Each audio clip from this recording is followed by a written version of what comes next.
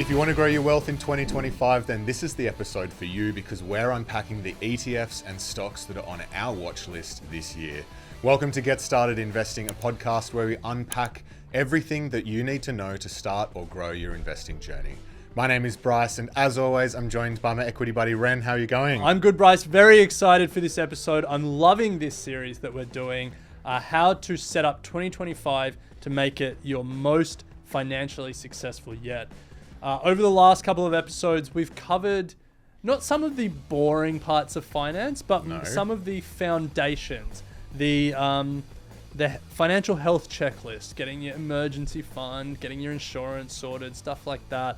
We've covered how to maximize the amount you're saving. Increasing your savings rate is the most powerful thing you can do to build your wealth. We've shared some of the tools and platforms we use, and now we get into the fun stuff. Top ETFs and stocks for 2025. I'm not a betting man because that takes away from money I can invest. But if I was to bet, I would say this will be the most downloaded episode of the series. Rightly so. So by the end of this episode, you will have learned about 3 common portfolio constructions and what you can be buying in 2025 to build or tweak them.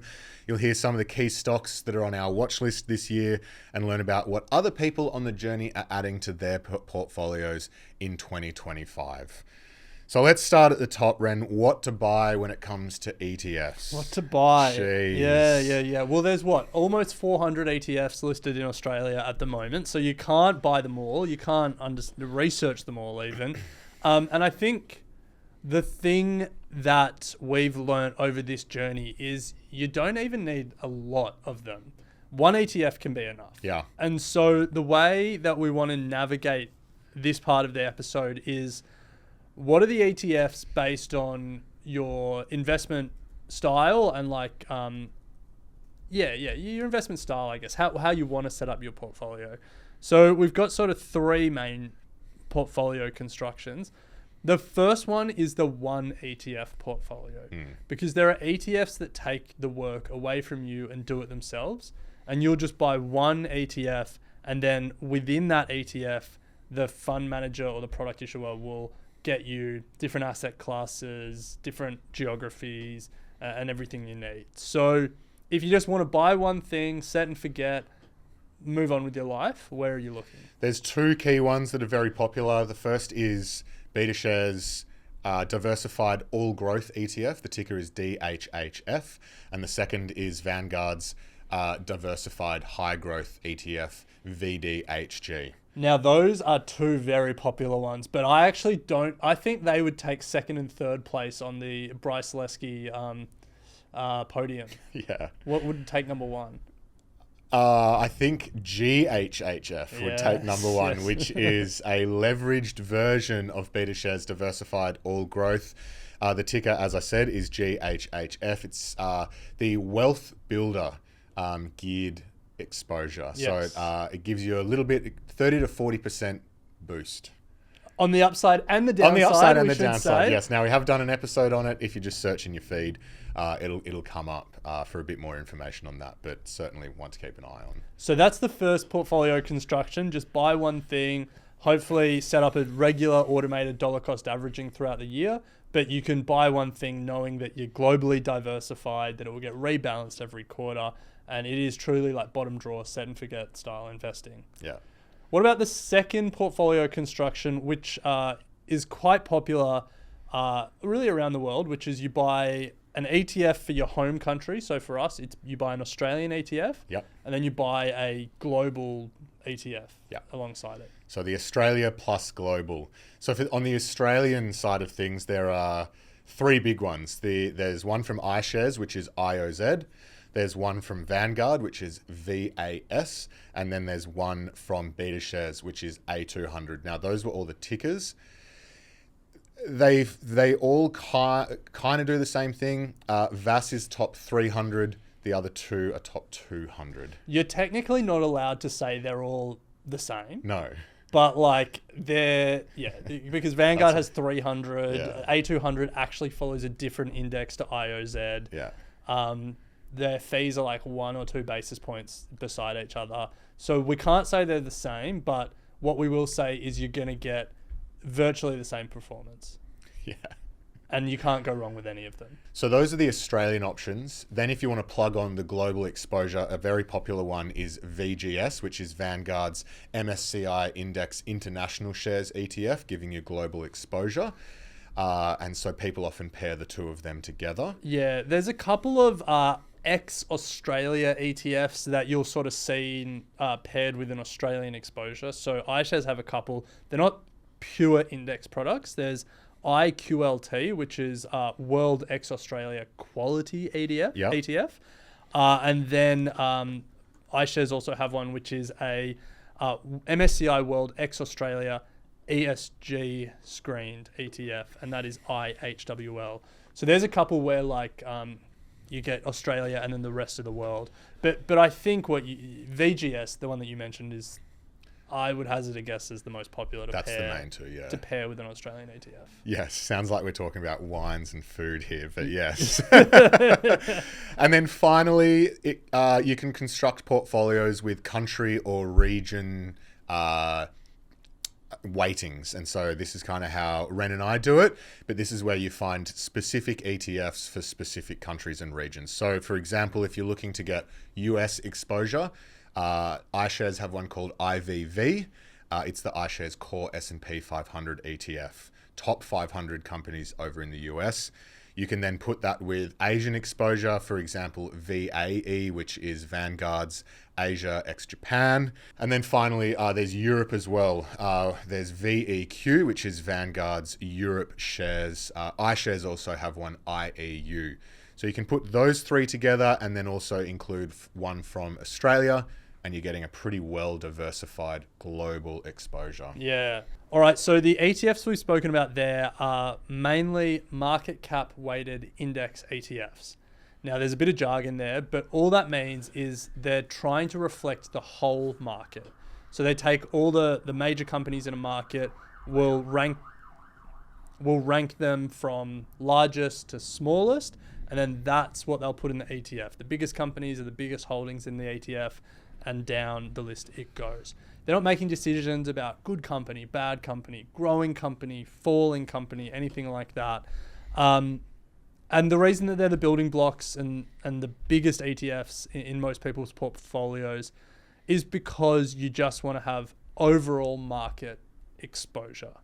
But Bryce, I think we can say they're probably not the sexy parts of the portfolio. Not the sexy, but they're certainly the bedrock. Now, a reminder that we have a handbook that goes with all of these episodes as part of this series. It has additional resources and templates to help you build a portfolio and think through your portfolio construction. There'll be a link in the show notes and the description if you're interested in downloading that. So Bryce, we said that the market cap weighted index ETFs aren't the sexy part of the portfolio. No. I actually think they're pretty exciting. They're also hard to beat. Yeah, That's absolutely. the thing. Like, absolutely. We see time and time again that thematic ETFs and active ETFs and people trying to pick individual stocks do struggle to beat the overall market. And that's why you want to have the overall market in your portfolio. But that's not what people click and download and, pay investment professionals to do. So what are some of the exciting thematic and active ETFs that you're seeing or that you're excited about in 2025? So there's a couple. You can't go past the ETFs that give exposure to cryptocurrencies, particularly Bitcoin. Well, you come out strong. Certainly hot in 2024, and I imagine for part of this year as well. So there's the Global X 21 shares Bitcoin ETF. A couple of others that are very popular as well is gold and silver. If you're interested in commodities, Global X Physical Silver, as well as VanEck Gold Bullion. Global X also have one with the ticker gold. So if you're interested in commodities. Then if you're interested in US tech, FANG Plus is very popular, which gives you exposure to 10 US tech companies. The ticker is FANG, very concentrated but very popular. And then, Ren, one of our favorite fund managers often is in right up there when it comes to active ETFs, and that's Munro. Okay. He was one of the best performing active managed ETFs in 2024, the Monroe Climate Change Leaders Active ETF and the Monroe Concentrated Global Active. So a few ideas there. Yeah, love it. A few Love it. thematics. A couple from me. The active ETF space where fund managers are actively picking stocks Yep. is like Monroe is certainly getting hotter. There's certainly more active ETFs coming to market. One that's been around for a little while but had a really good end to the year because they're massively exposed to Tesla is Hyperion. Yep. I think HYGG is the ticker. Yep.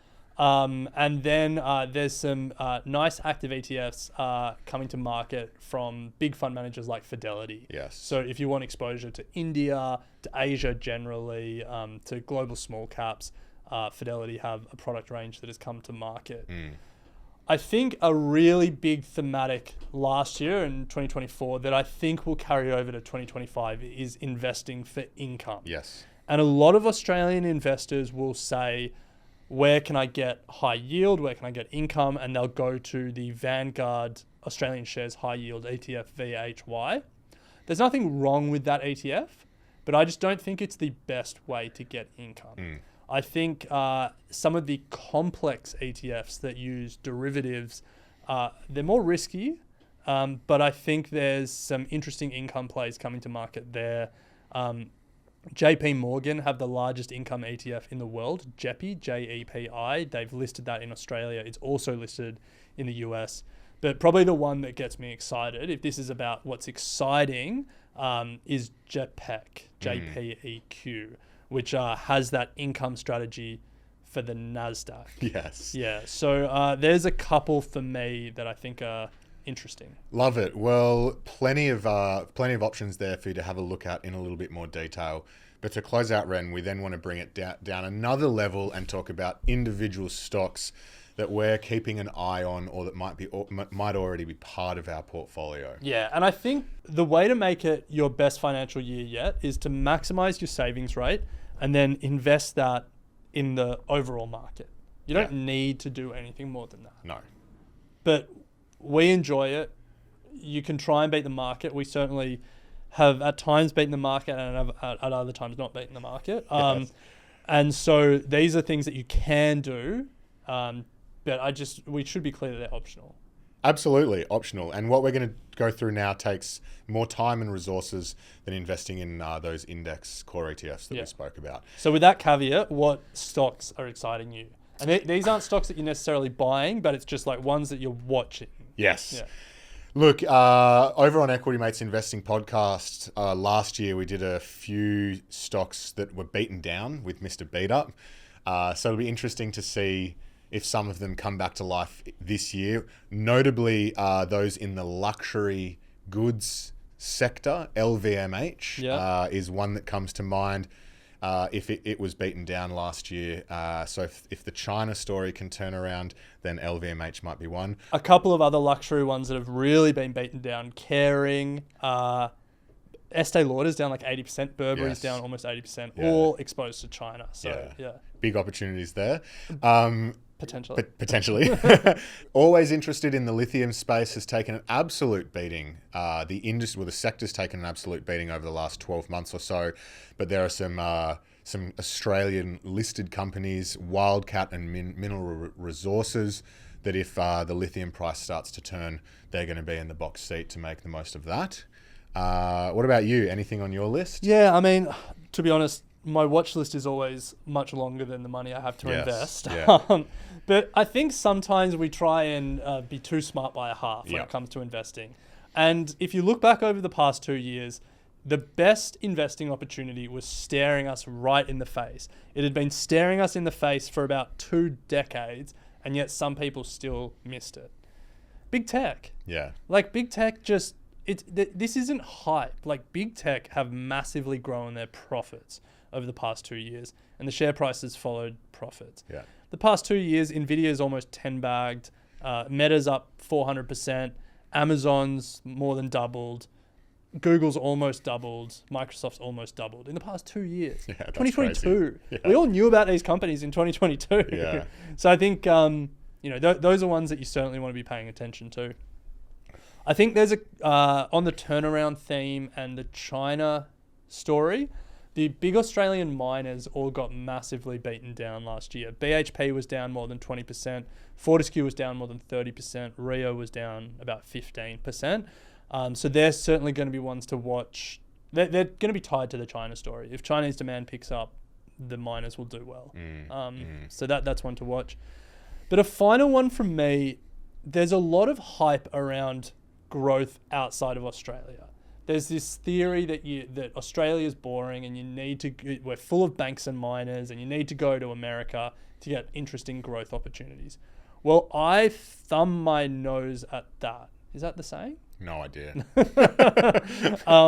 Because Aussie growth stocks had an incredible year last year, and there are some names that you should be aware of. Pro Medicus, always expensive, but just a high quality company that's coming through the ranks. Catapult is doing interesting things. Zero, New Zealand company, but we're going to claim it here in Australia, expanding beyond our shores and trying to take on the world. Audinate had an average year last year, but it's an incredible story. WiseTech, an incredible story. Even some of the bigger ones, like REA Group, continues to do the damn thing. So I think if you want an ETF that tracks a lot of these companies, ATEC, ATEC, is one you can look at. And if you're interested in investing in individual stocks, looking at the holdings of ATEC and making that a list of companies to go and research wouldn't be a terrible place to start. Well, ATEC itself has been an absolute ripper of an ETF over the last couple of years. So if you don't want to do the additional research but get access to all the names that you spoke about, like it's a pretty compelling ETF. Well, there you go. We've left you with a few things to think about. As we said, definitely not a buy, hold, or sell recommendation, but some inspiration for you to kick off 2025. In the next and final episode of this series, we're actually going to go deep on what we're investing in our portfolios for this year. So stick around for that. Here's a cliffhanger. There's one ETF, a thematic ETF that I own that I forgot to mention in this episode. So I'll mention it in the next one. So you got to tune in for that. Nice. A reminder as well that there is a handbook accompanying this series. A link is in the show notes. Particularly for this episode, there are some ideas for portfolio construction. We're one step closer to closing out this series. Thanks for listening, and we're going to pick it up next week.